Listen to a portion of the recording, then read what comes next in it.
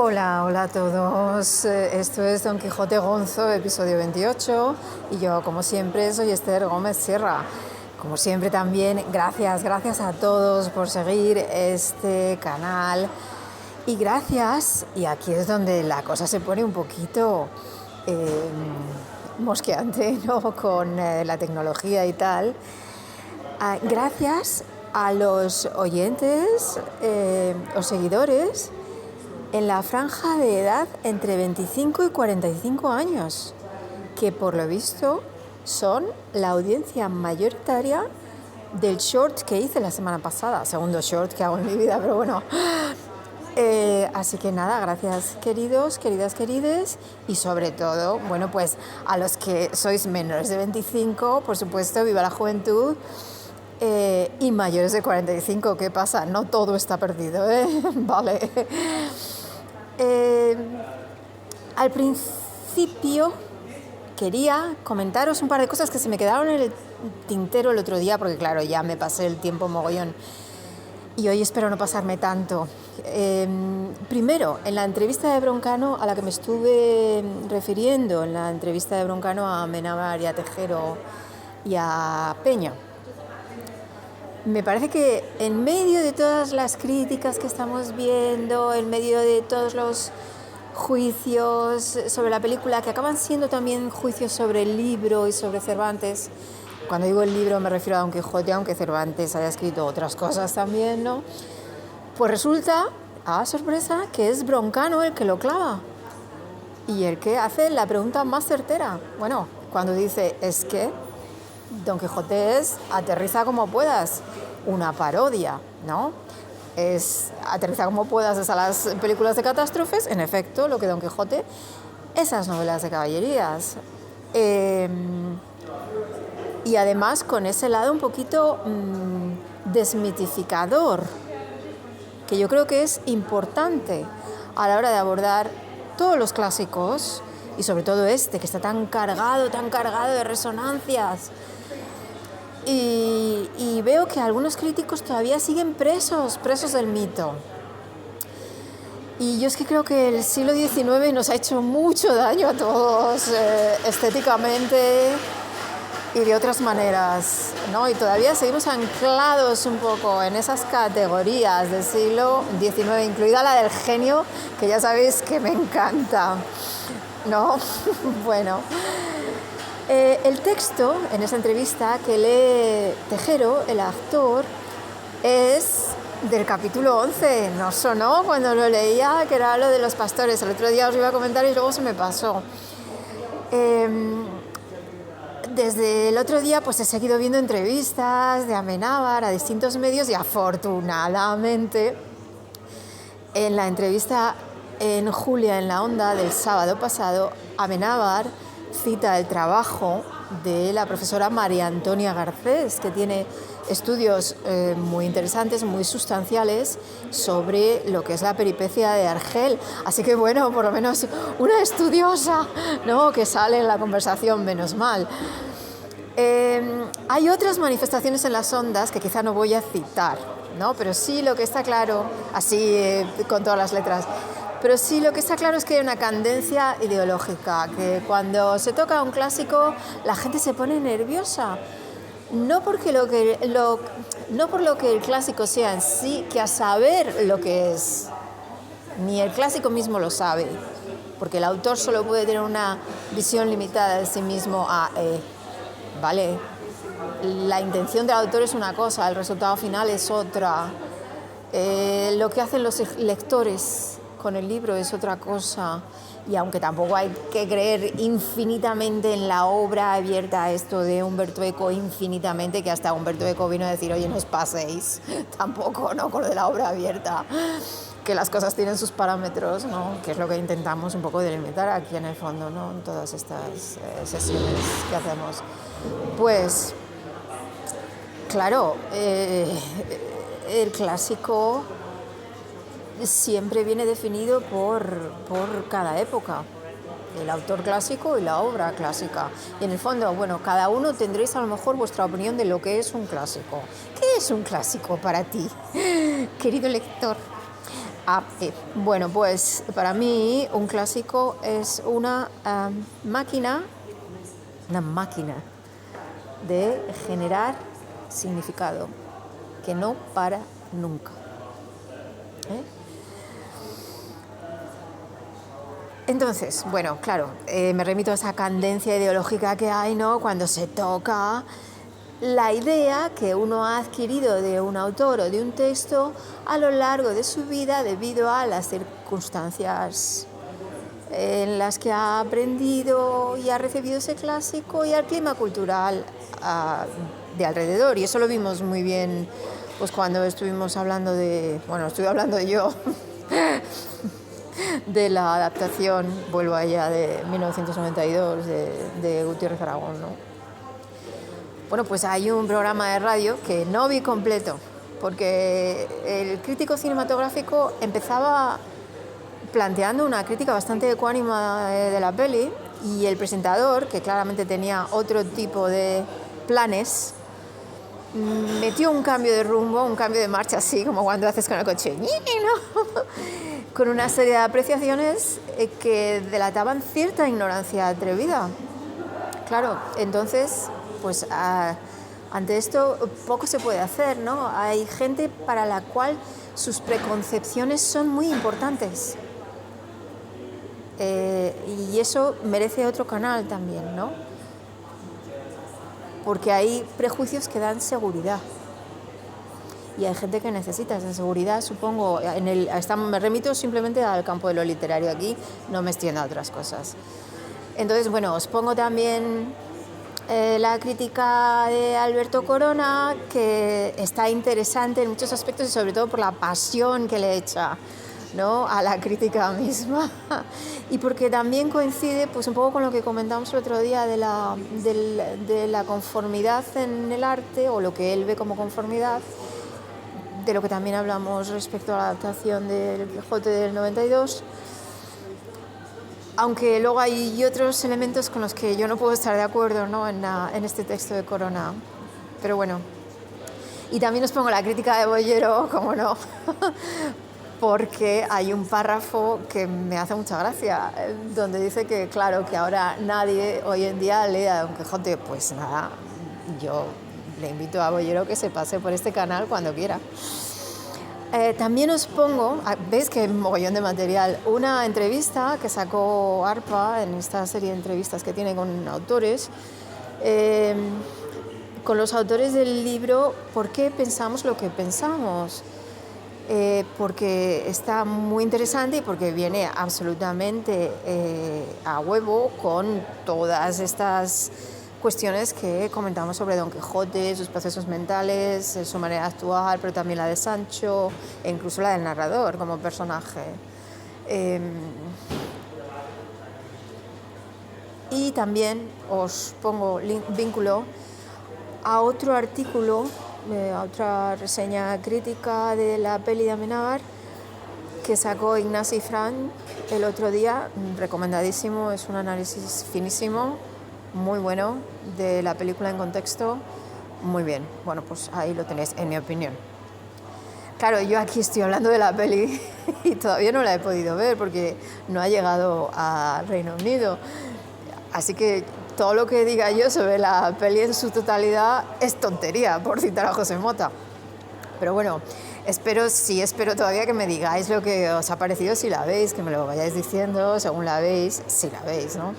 Lo que no me habéis dicho es que me tiré todo el episodio anterior llamando a la peli por lo que no es su título, y además hasta lo fui poniendo en el nombre del episodio y tal, ahora lo he corregido, lo he cambiado y tal. Claro, eso me había conducido a mí a una teoría súper guapa, ¿no? Y decía, claro, cautivo. Yo veo la palabra cautivo y en mi cabeza lo siguiente que viene es y desarmado, ¿no?, que es el comienzo de la proclamación de la victoria del bando así llamado nacional en la Guerra Civil Española. Y yo pensaba, claro, aquí a lo mejor con la resonancia de este título, Amenábar busca cierta continuidad con Mientras dure la guerra, que es su película anterior, que va de Unamuno, ¿no?, que también fue criticada por cierta equidistancia y tal. Y claro, yo mi teoría, como veis, yo tengo muchas teorías, ¿no? Mi teoría es que, bueno, claro, es que a lo mejor para Amenábar nos quiere presentar el cautiverio de Cervantes como una especie de metáfora del cautiverio de los represaliados. Pero claro, con el cautivo, o sea, el cautivo quizá la cosa cambia, no tiene esa resonancia de la proclamación de la victoria. Pero luego me quedé pensando, otra vuelta de tuerca. Y entonces pensé, bueno, cambia del todo, porque vamos a la tipografía. Que el artículo esté en una fuente tan pequeña y tan difícilmente visible, prácticamente en la sombra, en el póster, es una decisión estética que tiene consecuencias conceptuales. El cartel destaca claramente el sustantivo. Así que quizá mi teoría tiene por lo menos piernas, ¿no? Por copiar la expresión inglesa, got legs, bueno, no sé. Tenemos pendiente todavía el capítulo 21, que es el gran capítulo del perspectivismo, de los puntos de vista. Aparece el famoso yelmo de Mambrino, que no es más que el bol de un barbero, lo que se llama una bacía, con B, de barbero. Claro que para Don Quijote, según está inscrito en todas sus fantasías caballerescas, es ese yelmo de Mambrino, y para Sancho es una bacía de barbero. Entonces tenemos la simultaneidad de esas dos perspectivas en el capítulo, y a partir de este momento, hasta el punto de que al objeto se le termina llamando baciyelmo, ¿no? Bueno, una especie de combinación de los dos puntos de vista. Y además Don Quijote llama a Sancho traidor escrupuloso cuando refuta lo que dice de si es yelmo o bacía, y llega a amenazarlo físicamente. Ya sabemos que en cuanto a Don Quijote se le toca el tema de la caballería, él reacciona mal, lo lleva mal, que se pongan las cosas en duda, ¿no? Claro, esto que es otra chorrada más, ¿no?, de nuestros personajes, nos conduce directamente a una pregunta epistemológica y hermenéutica básica. ¿Es posible saber lo que veo o percibe el otro? Bueno, pues claro, una pregunta eterna, y que además sigue siempre vigente, ¿no? Pues habrá filósofos que sean más optimistas o más inocentes y te digan que sí, y habrá filósofos, pues yo que sé, como Levinas, ¿no?, que diga que ni de coña, ¿no?, que es imposible. En fin. Sancho, siempre concentrado en lo material, le coge los arreos. A ver, espera.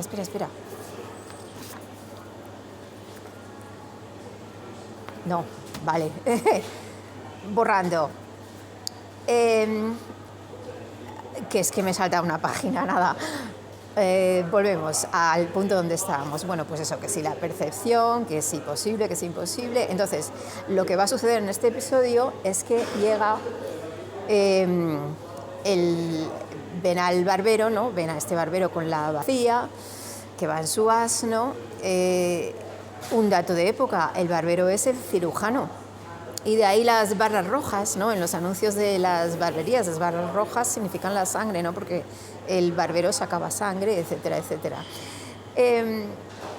Y aquí tenemos una escena de acción y comicidad, cuando Don Quijote carga, por supuesto, contra el barbero.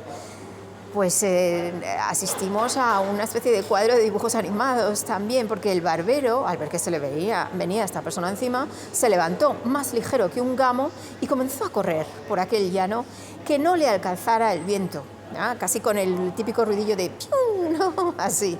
Entonces ellos se quedan ahí con la bacía y con el asno, ¿no?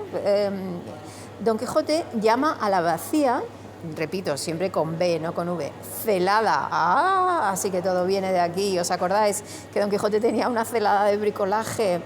¿Os acordáis que se le acabó fastidiando del todo después de arreglarla una vez? Pues claro, él viene como a suplementar esta pieza que le falta. Y cuando Sancho ve que Don Quijote llama celada a la bacía, se empieza a partir de la risa. Pero claro, como ha tenido muy mala experiencia al reírse de Don Quijote en el capítulo anterior, disfraza la causa de la risa, ha escarmentado con los golpes y adopta la insinceridad proverbial de los criados que vemos también reflejada en la Celestina. El diálogo entre Sancho y Quijote en este episodio es tronchante. Qué raro, ¿no?, que haya risas. Empiezan a discutir sobre lo del manteo de Sancho. Don Quijote le dice que no fue para tanto, pero Sancho no cede. Interesante, con argumento de experiencia, que si recordáis, pues forma parte del fragmento que estuve leyendo y comentando la semana pasada.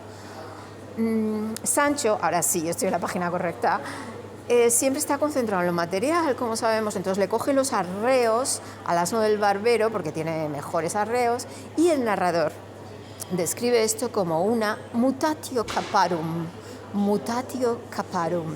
Claro, aquí hay más risa, porque tenemos la solemnidad del latín referida a los animales, ¿no? Pero hay también una carga de profundidad en relación a la Iglesia. La mutatio caparum era el cambio de capas rojas por capas moradas entre la curia y cardenales en la Pascua de Resurrección. Y además es que el asno no es un animal noble, como vemos, es un animal que proverbialmente representa la tontería, la simpleza, la falta de nobleza, etcétera, etcétera. Y esto es un rasgo notorio de la novela, esa subversión suave pero constante, y esas pullitas, ¿no?, que se van lanzando a la Iglesia de una manera tan sutil que si cerramos los ojos un momento, si parpadeamos, es que se nos escapa, ¿no? Almuerzan, por supuesto, con lo que todavía les queda del botín de los que iban con el ataúd, y siguen de camino, cita, por ser muy de caballeros andantes, el no tomar ningún camino cierto. Y aquí pues volvemos a recordar lo que decía Joseph Pla en Viaje en autobús, que cité en el episodio 24, ¿no? Van a la aventura, ¿no? Y ahí está el encanto del viaje. Más diálogo todavía de Don Quijote y Sancho en este capítulo. Claro, y Sancho le pide permiso para hablar. Recordad que Don Quijote se lo había prohibido porque le parecía que se estaba tomando demasiadas confianzas. Claro, de aquí se va a extraer todo el chiste posible, ¿no?, de esta situación de prohibición, que es absurda, porque están ahí los dos solos, que van a hacer. Entonces Sancho va a estar siempre jugando, y ahí detrás de Sancho, pues obviamente el autor, Cervantes, va a estar siempre jugando, ¿no?, con esa imposibilidad de preservar esa orden y las negociaciones en torno, ¿no? Y Don Quijote le dice a Sancho: sé breve, que ningún razonamiento hay gustoso si es largo. Entonces Sancho le hace la propuesta a Don Quijote de dejar de ser freelance, que es exactamente lo que son gente que va con la lanza, lance por libre, a ver qué les sale, o autónomos, que sería la palabra, el vocablo castellano, y buscarse empleo, es decir, servir a algún emperador o a otro príncipe grande. Fin de la cita. Y esto es meta ya a tope, porque nos dice Sancho: y allí no faltará quien ponga en escrito las hazañas de vuestra merced, para perpetua memoria. Y deja además la puerta abierta a la posibilidad de memorializar sus hazañas escuderiles. Claro, esto es la repera, es un guiño a los lectores, nos pone ante las aventuras relatadas y mediatizadas además por el traductor, como simplemente sucediendo ante nuestros ojos, ya que se tienen que memorializar, de acuerdo a lo que está diciendo Sancho, porque aún no están escritas. Y ahí nos meten en una cinta de Moebius cognoscitiva que no es nueva.